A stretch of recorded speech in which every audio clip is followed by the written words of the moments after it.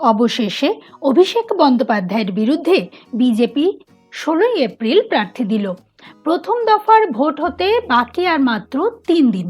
এই সময়ে বিজেপি রাজ্যে তাদের প্রার্থী আসন পূরণ করল।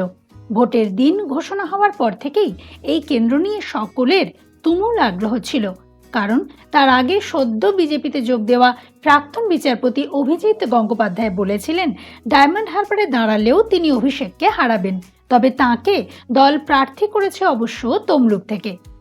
যাক সে কথা, আজ একটু ঝালিয়ে নিই বরং এবারের লোকসভা নির্বাচন বিষয়ে। প্রথম দফার নির্বাচন শুরু হওয়ার আগে একটা কিছু বলবো ভেবেছিলাম আগেই, তবে ঠিক কি নিয়ে আলোচনা করা যায় সেটা বুঝে উঠতেই একটু সময় লেগে গেল। শেষে ভাবলাম সার্বিক একটা আলোচনা করলেই হয়। আর ডায়মন্ড হারবারের বিজেপি প্রার্থী ঘোষণার পরই মনে হলো এবারে একটা ভিডিও করাই যায়, নইলে এই কেন্দ্রের প্রার্থী পদ নিয়ে প্রশ্ন রেখে শেষ করতে হতো।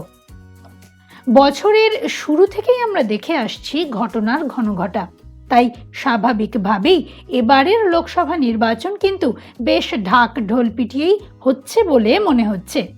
আমি আমাদের রাজ্যে নিরিখে বললেও ভোটের মুখে বাংলায় সিএএ আইন প্রণয়ন এবং কেজরিওয়ালের গ্রেফতারি কিন্তু নাড়িয়ে দিয়েছে বিজেপির ভিত। অন্যদিকে শাহজাহানের গ্রেফতারি এবং সন্দেশখালির ঘটনা অবশ্যই ব্যাকফুটে রাখবে টিএমসিকে। তবে বিজেপির হাইকমান্ড এই নির্বাচনে পাশের পাড়ায় যাতায়াতের মতো করে বাংলায় আসছেন ভোটের প্রচার করতে। আমরা সকলেই জানি যে বিজেপি এই রাজ্যকে অনেক দিন আগে থেকেই পাখির চোখ করে রেখেছে। এখানে নিজেদের প্রভাব বিস্তার করতে এত সময় লাগছে কেন তা বারবার নিজেদের দলেই আলোচনা হয়েছে নেতৃস্থানীয়দের মধ্যে। তাই মোদির এহেন বঙ্গে বিচরণ অস্বাভাবিক নয় একেবারেই। আর টিএমসি হাইকমান্ড তো ঘাঁটি গেড়ে বসেই আছেন উত্তরবঙ্গে। তাদের ক্ষেত্রেও সেটা স্বাভাবিক, কারণ গত লোকসভায় সবকটা সিট পেয়েছিল বিজেপি উত্তরবঙ্গে। নিজেদের জায়গা তৈরি করতে তাই টিএমসি নেত্রী মমতা তথা তার ডানহাত অভিষেক চালিয়ে খেলছেন সেখানে, তুলোধনা করছেন বিজেপির।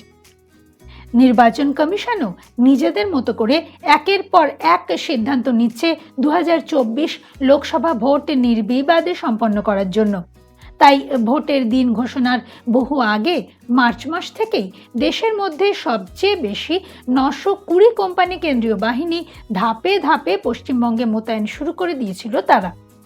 এবারে প্রথম ভোট কেন্দ্রে নির্বাচন পর্যবেক্ষক উপস্থিত থাকছে ভোট গ্রহণ পর্ব পর্যবেক্ষণের জন্য। তবে আদপেই সুষ্ঠুভাবে নির্বাচন সম্পন্ন হয় কি না তা আমরা দেখতেই পাবো সামনের 1.5 মাস ধরে। 7 দফায় নির্বাচন করানোর মধ্যেও রয়েছে অশান্তি এড়ানোর উপায় অন্বেষণ, তা বলাই বাহুল্য।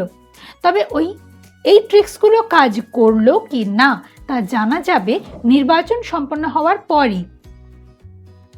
এবারে বিজেপি লড়ছে টিএমসির দুর্নীতির বিরুদ্ধে আওয়াজ তুলে এবং টিএমসি লড়ছে বিজেপির বিভিন্ন প্রকল্পে টাকা আটকে দেওয়ার বিরুদ্ধে আওয়াজ তুলে। দেখা যাক ভোটাররা কোন আওয়াজের সপক্ষে থাকেন। আমি মোটেই নিজেকে এই রকম লোকসভা কেন্দ্রের বা লোকসভা নির্বাচনের বিশ্লেষকের ভূমিকায় রাখতে চাই না, তবে সাধারণ মানুষের নিরিখে বলতে পারি আমার বোধ বলছে বিজেপির বিভিন্ন প্রকল্পে রাজ্যকে টাকা না দেওয়া যতটা না অন্যায় হয়েছে তার চেয়ে ঢের বেশি অন্যায় কাজ করেছে টিএমসি বিভিন্ন সেক্টরে দুর্নীতির পাহাড় প্রমাণ ইস্যুতে। অপরদিকে কংগ্রেস এবং সিপিএম কিন্তু নিজেদের মতো করে মাঠে নেমেছে, তারা ময়দানে আছে এটা বুঝিয়ে দিচ্ছে এবারে। বিশেষ করে বামপন্থীরা নতুন উদ্যমে নেমেছে ভোটের ময়দানে, তা স্বীকার করতেই হবে। বাম জমানায় রাজ্যের অশান্তি বা দুর্নীতি কিন্তু এই লেভেলে পৌঁছয়নি তা একেবারে রাজনীতি বিষয়ে উদাসীন ব্যক্তিও এক বাক্যে স্বীকার করবেন।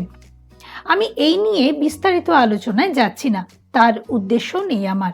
তাই শুরুতেই বলেছি সার্বিক একটা আলোচনা করব। আমার নিজস্ব মতামত যদি ব্যক্ত করতে হয় তাহলে বলবো যেভাবে দিন এগোচ্ছে, যা আঁচ পাচ্ছি তাতে করে মনে হচ্ছে গত 19-এর তুলনায় এবারে বিজেপি 1-2 আসনে এগিয়ে থাকলেও অবাক হওয়ার কিছু হবে না, বরং আসন কম পেলেই আমি অবাক হব। আর সিপিএম আগের তুলনায় অবশ্যই ভালো ফল করবে বলে আমার মনে হয়। আসন পাবে কিনা সে বিষয়ে নিশ্চিত করে বলা না গেলেও অবশ্যই লড়াই করে নিজেদের অস্তিত্ব প্রমাণ করবে এবারে তারা।